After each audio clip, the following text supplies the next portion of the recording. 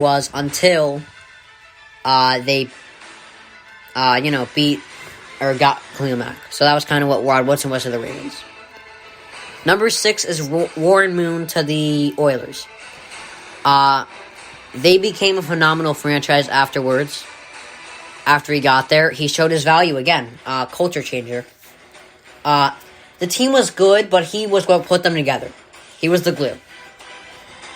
And he ended the chaos in Houston, which has started up again with Deshaun Watson. Number 5 is Deion Sanders to the Cowboys. 4 Pro Bowls, 1 a Super Bowl, 3 division titles, 4 playoff appearances. Absolutely excellent in that time. Him to the 49ers was a good one too.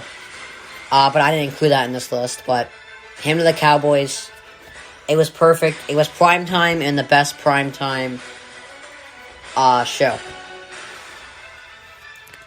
And he also won a Super Bowl there too. So, number 4. All right, this is a little tough, but number 4 is Brady to the Bucs right now. He changed the culture. He won a Super Bowl. So far, so far, he could be the best free agency signing ever soon. But if he goes back to back, I'd say he is the best free agency signing. But right now, he's number 4. Number 3 is Peyton Manning to the Broncos. He won them an MVP. He developed one of the best offenses ever there. The 2013 Broncos, arguably the best. And Tim Tebow, I know he wasn't good in his career, but he was popular. It was kind of pressure to do that, and he won an MVP and a Super Bowl there. So therefore, Manning to the Broncos, success. Number 3. Number 2 is Reggie White to the Packers. He was the first big star to switch teams. He had 6 Pro Bowls, 6 playoff appearances, a Defensive Player of the Year, a Super Bowl MVP, 3 sacks in the Super Bowl.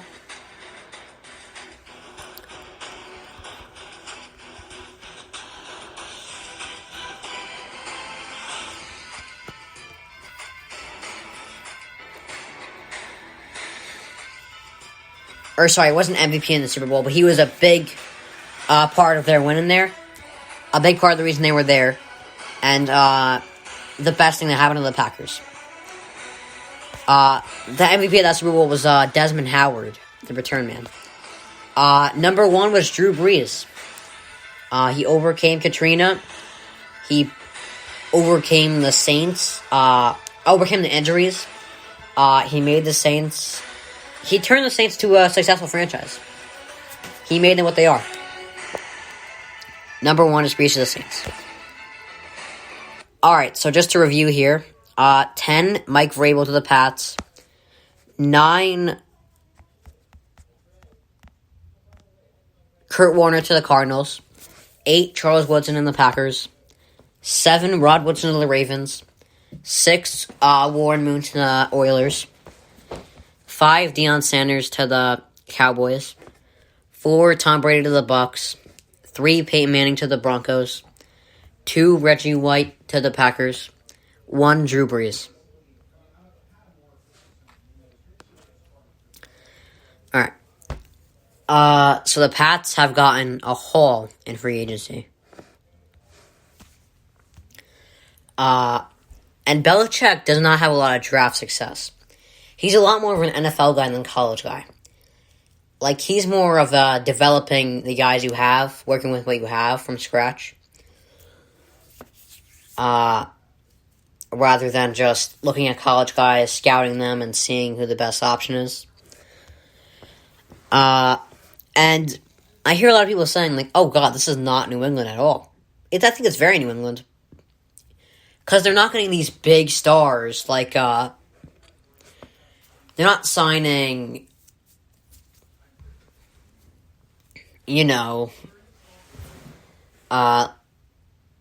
like a Dak Prescott, or, a big star like Mahomes or something. Or like Brady, it's not anything crazy. They're signing B to B plus players that are very productive, very versatile, and very valuable. The only reason they seem less successful is because of the success of Tom Brady. But it's not normally this good when a legend leaves. They're doing a lot better. And I think I mentioned, like, they had so many opt-outs, it's insane that they went 7-9. So, right now they're doing well. They're doing... It's not supposed to be this well without, because look at the Broncos. They're still looking for the next Peyton Manning or the next Sean Elway. Has Miami found their replacement with Marino? No, not yet. And the Patriots, again, B to B plus players. Hunter Henry, Jonnu Smith, great tight ends. Well, good tight ends. They got a good running back core, good offensive line, good defense.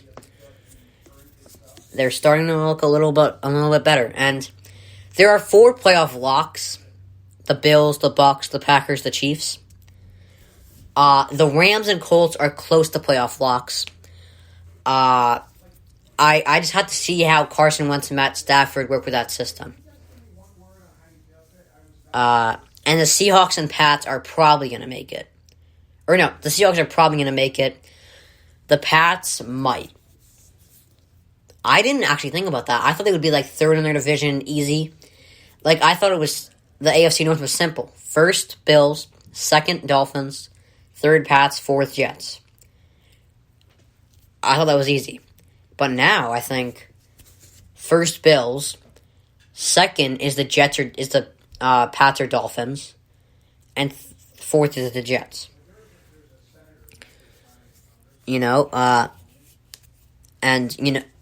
The Pats might make it to the playoffs. I wouldn't be that shocked. Henry can block. He can catch. Jonnu Smith can do anything. He's productive and very versatile. And think about this. When Cam went 15-1, his leading receiver was Greg Olsen, a tight end. And Belichick went out. He got 2 good tight ends for Cam to throw to. So, year 2 in the system. They're always better. They got a good tight end core. Cam played well in the final 9 games, 90 passer rating, 66% completion percentage. And they got, scheme fits. Sorry.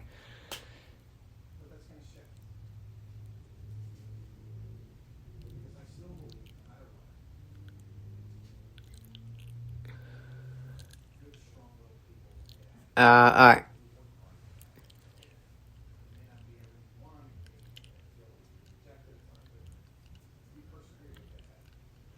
Sorry, I'm just, because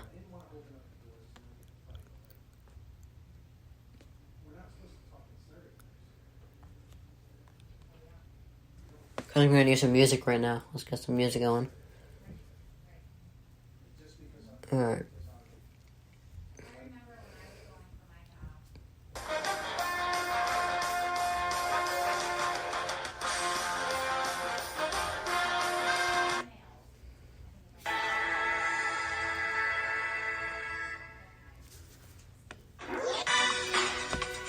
Here we go. Sorry for that delay. So the Pats have been big spenders of free agency right now.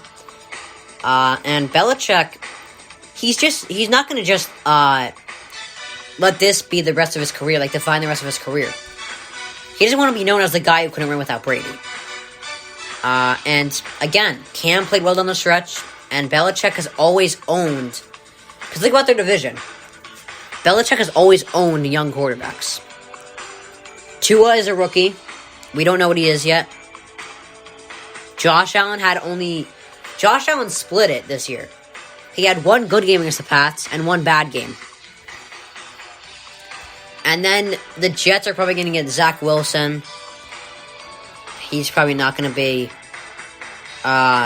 good enough yet. So I got them tied with them Miami at second right now. That's what I got.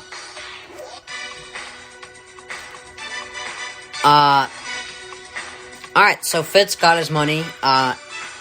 I've heard the football team, they're not done. They're going to still sign other players. But if they don't make another move, I'm picking Dallas to win the division right now. And the NFC East is going to be a lot better this year. Because Saquon Barkley's coming back. Joe Judge is a great coach. Dak is back. We don't know what Jalen Hurts is going to be. So it's not going to be terrible, the NFC East. And the Cowboys have good weapons, and Dak is the best quarterback in the division. So it'll be different there. I got Dallas winning it right now. So, the Nets held off the Knicks last night. And really, I just wanted to talk about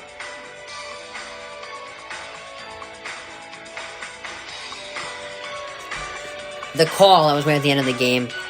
I think it was a bad call, honestly. They should have reviewed it. I don't know why they didn't. I didn't read into that, but should have reviewed it, definitely. He has a right to be upset about that. It was also the game-deciding call, so I can understand his frustration.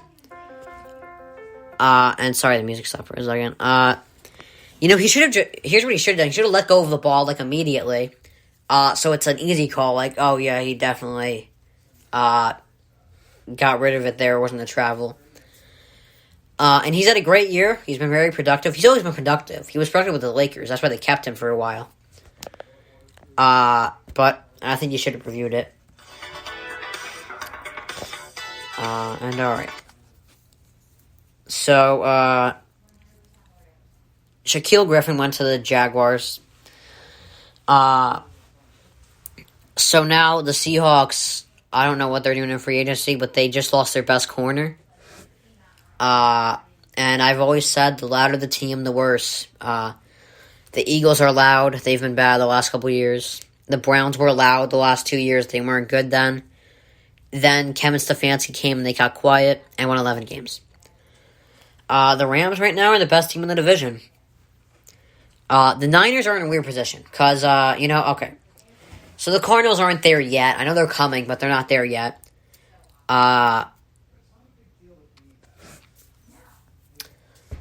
Seahawks seem to be falling off a bit. I'm sure they'll pick it up. I think they're going to sign some O-linemen, and I think they're going to fix it with Wilson.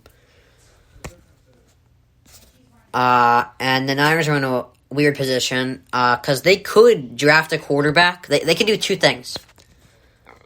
One of two things: draft a quarterback and keep Trent Williams, or let him walk and draft an O-lineman, not a quarterback. So I think they should pick either Trey Lance or Elijah Vera Tucker. I would pick Vera Tucker in the first round and get another quarterback to back up Garoppolo in the second round or the free agency for 1 year. And give Garoppolo 1 or 2 years. If he's not healthy, if he keeps getting injured, move off him and use your backup. Alright. I think I'm almost done with this podcast. I might be. Let's check how many more topics I have. 1, 2, 3. So I got 3 more topics. And I've been at this for 29 minutes. Okay, so, by the way, I'm at 99 downloads. I don't know if I said that before, but I'm at 99 downloads. I am so close to 100. That would be awesome if I got 100. I would love that. But, it's... Then again, I don't know. 2 downloads an episode is pretty good for a start. So, I'm not going to take any of that for granted. Alright. So, let's get some music going again. Sorry if this is a lot for you, but I'm going to play it anyway. So, Shaquille Griffin went to the Jags, obviously. I've heard the Seahawks are trying to make other moves. Trying to make more pushes, but Shaquille Griffin, very productive player, and the Jags are really ascending right now. Alright, so Corey Linsley went to the Chargers. I think he's the best center in the league. The Packers had the second least amount of sacks given up, and Corey Linsley was a big part of that. So they're probably going to have to get another tackle. It's going to be tough because here's where the Chargers